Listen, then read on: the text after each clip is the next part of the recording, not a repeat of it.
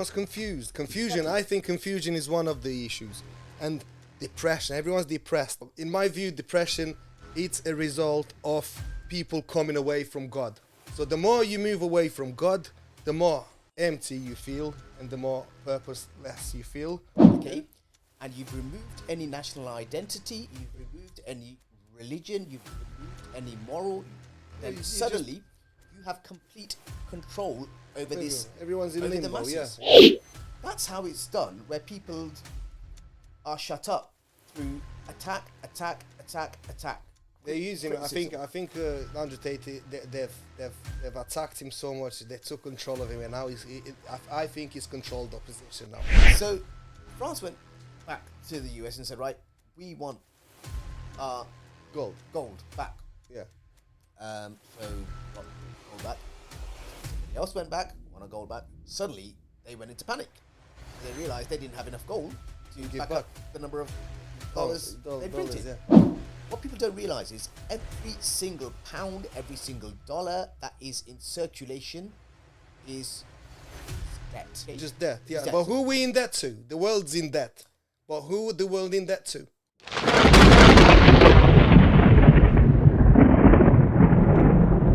Welcome to the Plague Doctors podcast. I'm your host, the Plague Doctor, and we're here with Marwan Nawaz. The reason for today we meet up to have a chat about a few interesting topics. He's a very interesting individual. I found him very knowledgeable talking to him, and I think we could relate and agree on a lot of things that could be educational to the modern society. So welcome. Thank you, Adrian. As I explained to you off film is why we call the Plague Doctor, why I came up with the idea and stuff like that. And the first question I ask my guests is what do you think is plaguing the modern society right now? We're not going to go too far into it because obviously it could go forever, but the four main things that are plaguing the modern society right now. I think modern society is extremely sick at the moment. It's a systemic pandemic, which is a social pandemic, which is absolutely destroying society. In my view, this sickness has been created. Mm-hmm. It is by design. It stems from the monetary system itself, and then from there on, it impacts all areas, whether it's the education system, whether it's society as a whole, whether it's the mental health of children. It just extends into every realm of society. And what we're witnessing here is a gradual demolition. Deterioration, Deterioration and demolition of Western society by design. Because when you compare this to somewhere like China or the UAE, these things don't happen. Are not happening. Yeah. And you ask yourself why? Yeah. So the main reason people would ask themselves, because every time I mention this to people, they go, "Oh, why would they do that? Why would they want us to die? Why would they kill? Why would the government kill us? Or why would they not want us to have children? Or what? There's more than enough on the world for everyone to go around. Why would they want to reduce the population?" And people don't understand on why would they do this. So if you could help me articulate this and explain to people, why would you think the governments would want to do this? What it essentially comes down to is power and control. So it's difficult for when you've got national identities. Okay, it is a lot more difficult to control the populace of the global populace. Okay, because you've got individual identities, you've got individual cultures, you've got religions which form the moral fiber of those societies. Foundations, yeah. Yes, indeed. And then as a result, it becomes difficult to control individual thinking and individual societies. So what's actually occurring in Europe has been occurring now for many decades. Again, Europe as well as the US.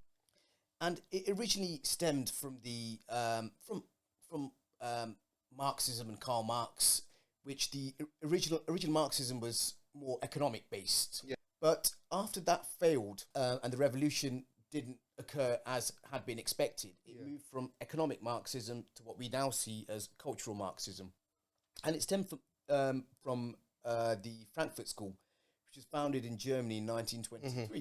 And what they aim to do is that they were looking to control society through changing their thinking by adjusting the cultural norms. Yeah. Okay? So the main aim basically was of cultural Marxism is to destroy Western society through four main things. So destroy the nuclear family, which is obvious. Yep, that's It's real obvious. that's been happening for many decades. Yeah. Destroy the private property rights. That's obvious as well. Yep. How many? Even inheritance tax, like, in the UK, you pay, it's 40% inheritance tax now. Above a certain threshold, correct? About 500,000, I think.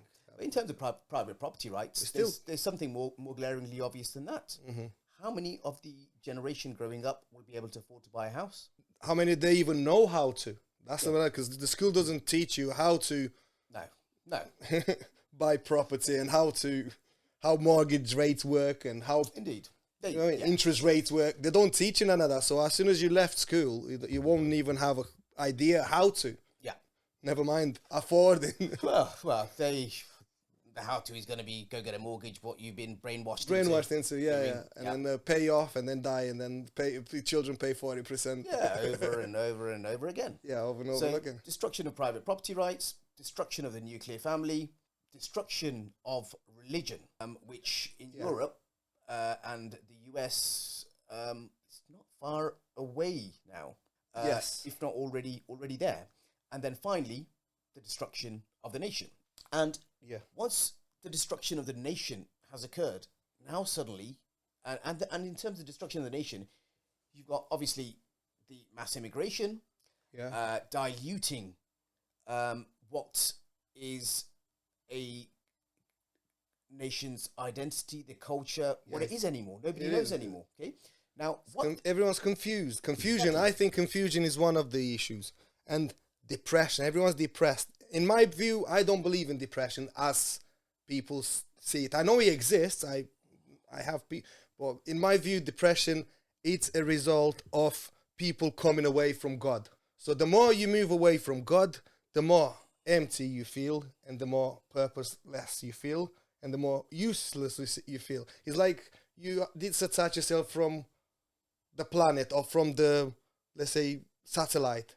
You're an astronaut, you're working on a satellite, you got a cord that is attaching. As soon as you disconnect the line, the further and further away you go from the source, the more darker indeed and depressing life becomes. And now because religion is being cut out of the schools, and I mean, some schools that they teach them, but they don't teach them anything in particular. They teach you as a mixture of things so they can have an idea, but they don't encourage them to the actual God exists. Well, what's being taught in some of the RSC lessons, which we'll touch on later in school, is pretty much the exact opposite, or is anti-religion in the manner that certain elements and certain things and are promoted, and the age appropriateness of those.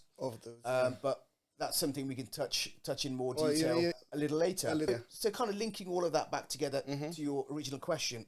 So once all those four things have been destroyed, and how you destroy them is you destroy, and cultural Marxism looks to destroy all of this through political correctness.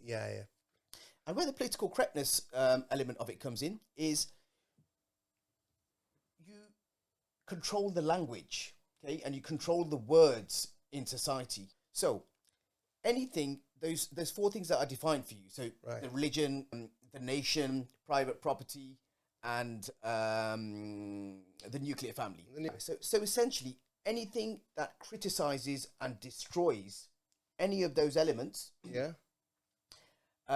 is good, and anything that supports traditional elements of all of those Bad. is bad. Now, your original question was people say why would the government try to do that? Okay, That's yeah. the most asked question that I get from people when I'm trying to tell them, bro, this is not right. The school systems are destroying our kids.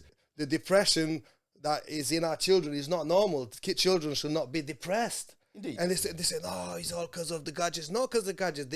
There's a lot more to the gadget. Is just an escape for them.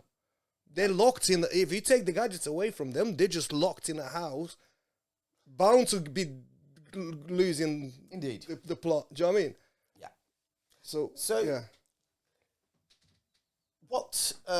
So in terms of political correctness, so anything that supports it, attack it through political correctness. Yeah. And anything that destroys those, the moral fibre, the traditional norms of society, Yeah. what bound society, the values of society, okay, everything that made the West flourish is essentially being attacked. Now, where the political correctness side of it comes in is the use of language and how language itself has been weaponized. Yeah. Okay, so for example, if an individual, if a parent has an issue with a drag queen coming to their 5-year-old child's school and reading them storybooks, homophobic, transphobic. Yeah. Okay, just pick a word, Phobic. put phobic at the end of it, Yeah. and attack it. You're not allowed. And ostracize them to such an extent where they dare not criticize. Now let's look at this again with one more example.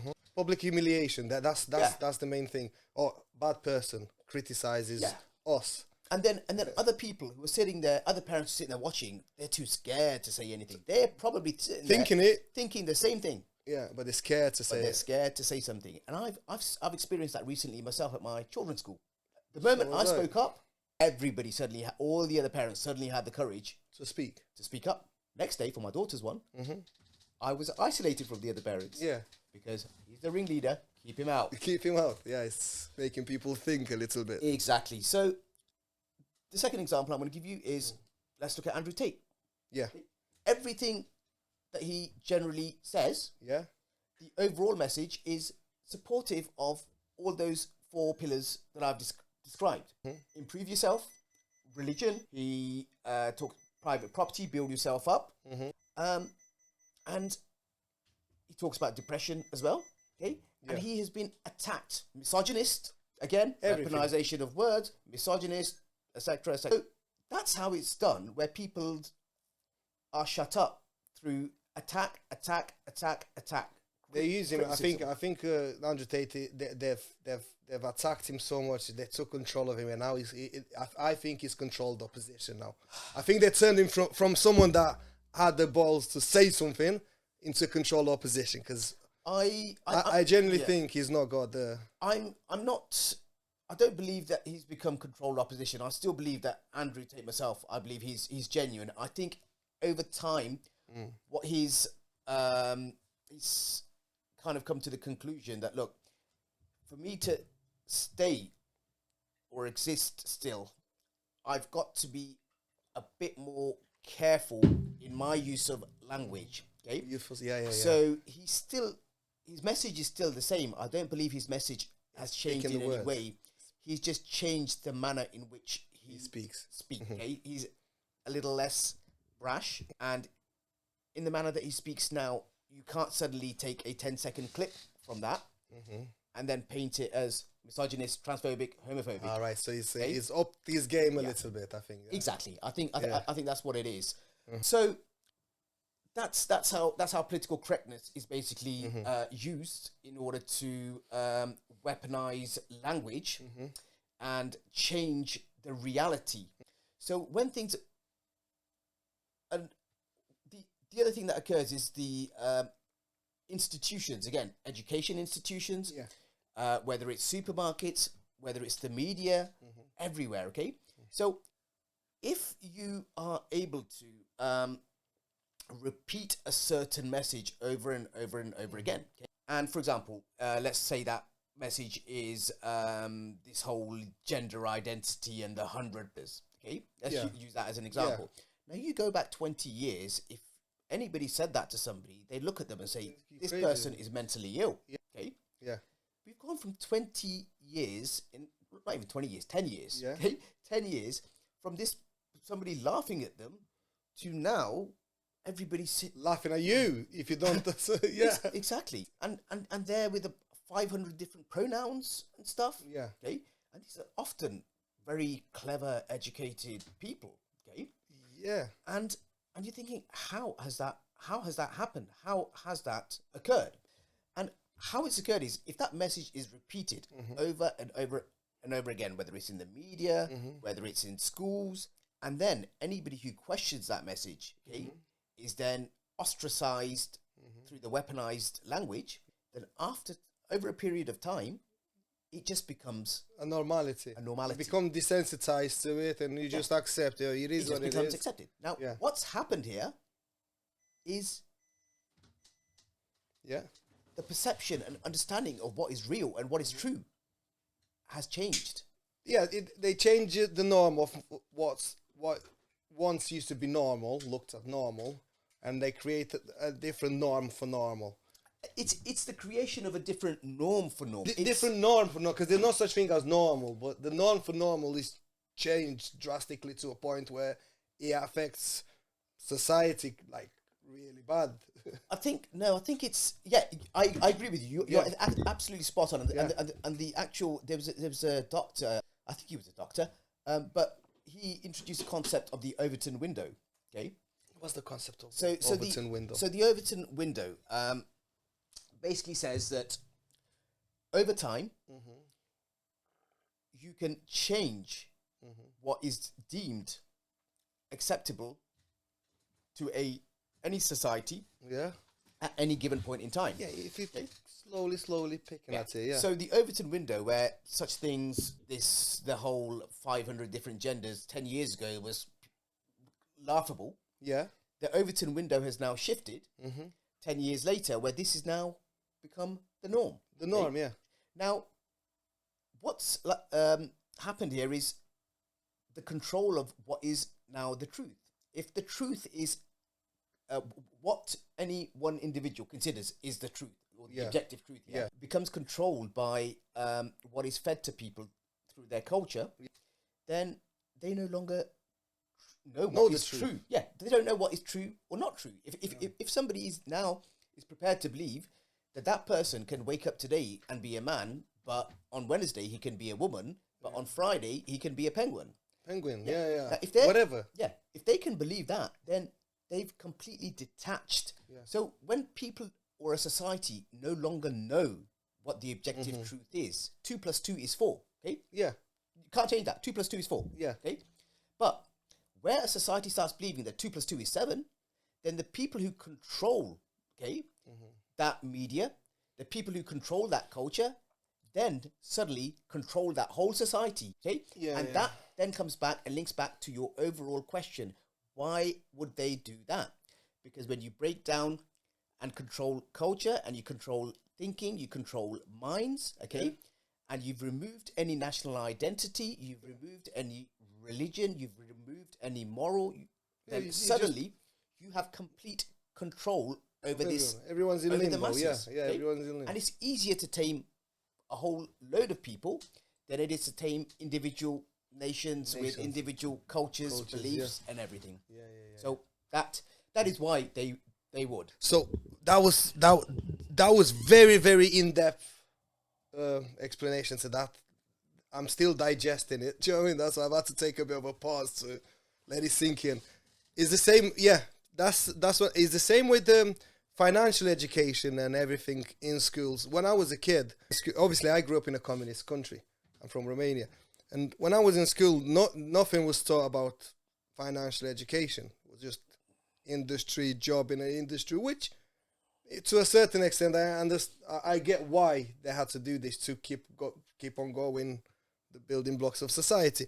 But nowadays, even though they don't teach children anything about any industries, they don't teach anything about financial education, and everything's changing so fast. We got Bitcoin and cryptocurrencies right now. You're a fan of it, I know, and you understand how the cryptocurrency is taking over in the next few years.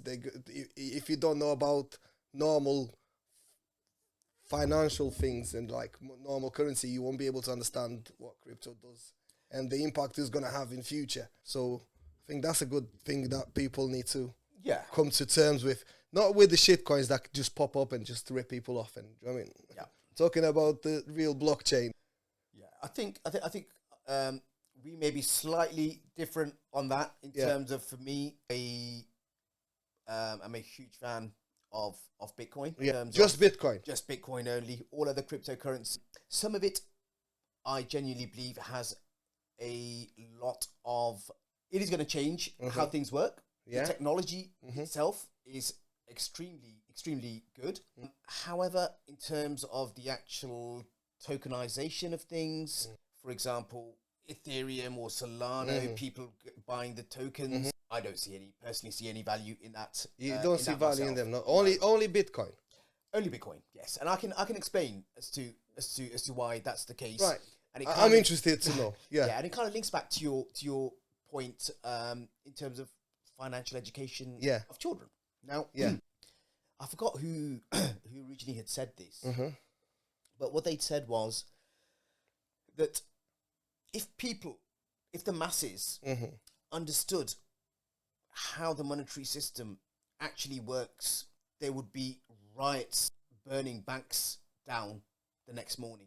Burning banks down the next... Oh, is it that bad? If they understood how the monetary system actually works. Yeah. Wow, that's powerful. If they understood how monetary system works, they would burn banks down the next morning. That's powerful. I want to hear that. And for me, I really began understanding the monetary system probably about 4 years ago. Yeah. And that kind of what got me down the Bitcoin rabbit hole. Yeah. So if you ask most people and you say to them, okay, explain to me, could you tell me when you go to get a mortgage or you go get a loan from the bank, where does that money come from? From other people. And that's deposits in the bank. And that's the answer that most people would give you. Most people have this perception in their mind that person A has gone in and they've put their money into the bank, and then the bank will then lend that money out to person B, and they'll do it at a higher interest rate, and that's how the banks make money. Yeah, right. So, in very simple terms, when you go to a bank to get a mortgage, to get a loan, they type in numbers into a computer when they approve you. Yeah. Money's created. It's just like that. Just like that. It does not have to be backed by gold, like they say, or backed by anything. That's where we are with things now, which we are on the verge of a major global economic meltdown. No, in 1971, up to 1971, the US dollar, which is the current world reserve currency, was backed by gold. Yeah. Okay, so what that essentially meant is that the US had to have the amount of dollars that it printed into circulation had to be backed by the amount of gold reserves that it held. And at the time, the US dollar even had on it that you could go into any bank and you could exchange it. If you had a $20 note, you could exchange it for $20 worth of gold. I'd like to see you try that now. That's gone now. So yeah. So what happened was it was around 1971 under President Nixon, and it was President Charles de Gaulle of France who originally suspected that the US was printing more dollars than it had in gold reserves. So, in other words, taking the piss. Indeed. Right. So France went back to the US and said, right, we want our gold back. Yeah. So we got gold back, and suddenly somebody else went back, wanted gold back. Suddenly they went into panic because they realized they didn't have enough gold to give back back. up the number of Dollars. dollars. So at that point, the US moved away from the gold standard. Right. Okay, and now they no longer had to have the whole gold reserves Mm-hmm. in order to back how much money they were Mhm. printing. Yeah. Okay, so the money that you see in circulation today, whether it's pounds or whether it's dollars, okay, Mm-hmm. it is backed by absolutely Nothing. The dollar, Mm-hmm. what it's backed by is the faith and promise of the US government. Essentially, what it is backed by is war, okay, Yeah. the military. Yeah. Okay, if you try and dislodge our dollar as the reserve currency, we will Whoa. unleash. It's Okay. like Gaddafi tried to do that currency. Exactly with, in Africa. Yeah. Yes, indeed. The Yeah. African, was it the African? They want something. the gold. The coins had Yeah. were gold, so literally the coins were backed by gold. Literally, Yeah. you know what I mean, the coin is gold. Yeah. So Indeed. he got to a point where he could afford to do that. So obviously Yeah. that was a no go straight away. Now, what people don't realize is every single pound, every single dollar that is in circulation is debt. Okay? Just debt, yeah. Debt. But who we in debt to? The world's in debt. But who would the world in debt to? That's They- a big question. who- Every country in the world's in debt. So this money is basically, every time you hear countries borrowing, Yeah. okay. So the money is basically printed out of thin air, okay. Yeah. So again, this kind of I will link this back to Bitcoin, okay. Yeah, Imagine this, Yeah. okay. So imagine that there is me, Yeah. okay, and I will play the role of, say, the Federal Reserve, okay, who create money, yeah, okay, put Yeah, it yeah, into a computer, and well, that's why the US debt currently sits at around $37 trillion. yeah, Okay. Now, so I can create money out of thin air without doing any work. Yeah. Nothing. Okay. So I say, right, and you have to use that money. yeah. Okay. You have to use it. You can't just so create. you've got to use that money, Yeah. because if you don't use that money, Then it's worthless. you're going to jail. Yeah, Okay. So you use that money or you're going to jail. Okay? yeah, So now what I want you to do is I want you to go and I want you to work 10 hours yeah, and do all of these things for me. And then when you come back to me, I will write on a piece of paper and give it to you. Okay. Right. So I'm not doing anything. Okay. But I now control your time. I control your time with your children. I control your energy. Okay. with something backed by nothing. Because I've got the power to produce it. Yeah, Okay. I've got the power to produce it and it's backed by nothing. by Okay, Yeah. that's essentially what it is. Because when you look at the world today and society, it is modern day slavery. You've got one set of a very, very limited elite set of people who can produce money out of nothing. Okay, which is backed by nothing, and then everyone else, the masses, spend their time, their energy, working for that, money. okay, which a small number of people have produced out of nothing. Now, that... I have a different theory with that. I understand exactly how your point goes, and I totally get it. I know it's modern day slavery, but again, when people go on about how they wake up in the morning and they go to work and they get paid for money, to be completely honest, I think people always been working for money. It's always been if you want to look at it, and they always spent the money, and they always try to produce consumers out of us, so we spend it, so it circulates. In the same aspect, I have a theory where people, when they talk about rat race and stuff, and everything swap the time for money and to buy food and shit. I have a theory where I tell people, imagine you wake up tomorrow, and you're the only person in the world. Everyone's vanished. There's no more money. You can't do nothing with it. Yeah. So when it comes to then, money's worthless. Is food, shelter. Do you know what I mean? Then you'll have to swap all your time. Let's say money vanished. You have to swap all your time and effort all day to harvest or hunt your food, to cook and preserve your food, and to get ready for winter, to last you until the next thing. Yeah. So if there's not money, we take out of, obviously the people that produce the money, they control everything. I agree with that totally. But again, it's like it's a game, really. You need to learn the numbers game a little bit for you to be winning. Matrix is real, but the only way out of Matrix, there's no way out of Matrix unless you get a house in a forest with your own land and you're self-sufficient. That's the only way. Matrix is just the game. If you don't play, you need to... You refuse to play the game.